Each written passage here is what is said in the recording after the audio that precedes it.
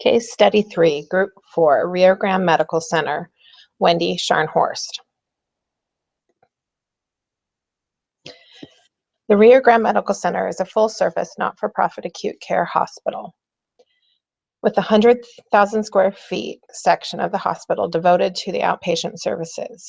80% of the space is used for outpatient clinic, and the remaining 20% is for a dialysis center.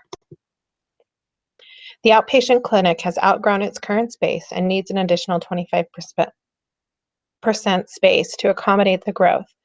The decision was made to move the dialysis center so the outpatient clinic can expand to 100,000 square feet.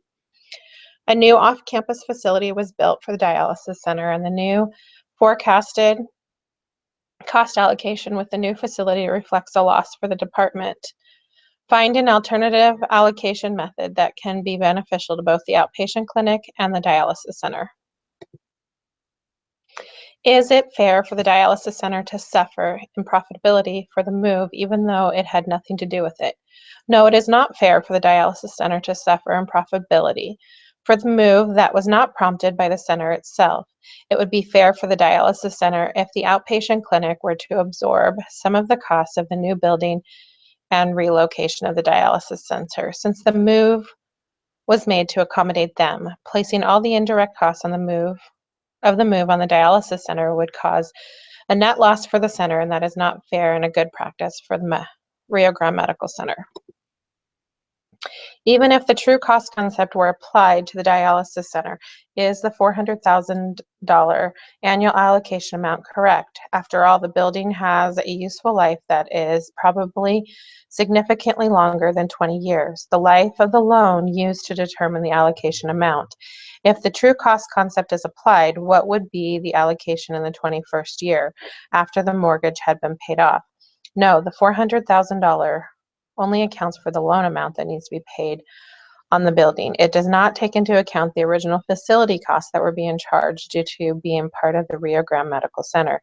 Even though it is now have a separate building for the dialysis center, is still in essence a part of the medical center, and therefore it is entitled to the same allocated facility cost as the other departments. When the loan is paid off, I believe that the dialysis center would still be expected to contribute to the allocated facility cost.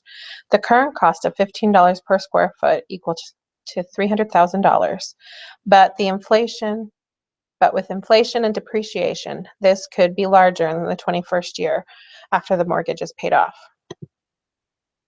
The revenue that the dialysis center receives from the patient use of the pharmacy appears to be passed on directly to the pharmacy.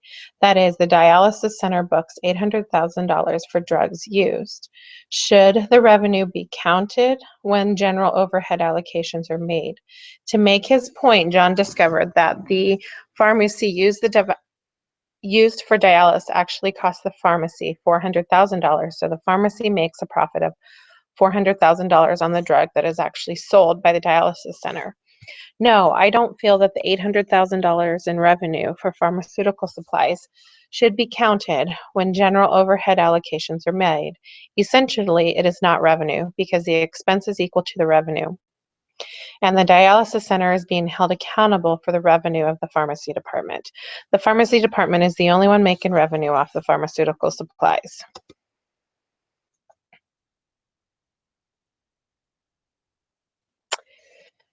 The alternative that I would suggest is that the facilities cost of the dialysis center stay the same. The dialysis center net profit is 1.1% of the revenue.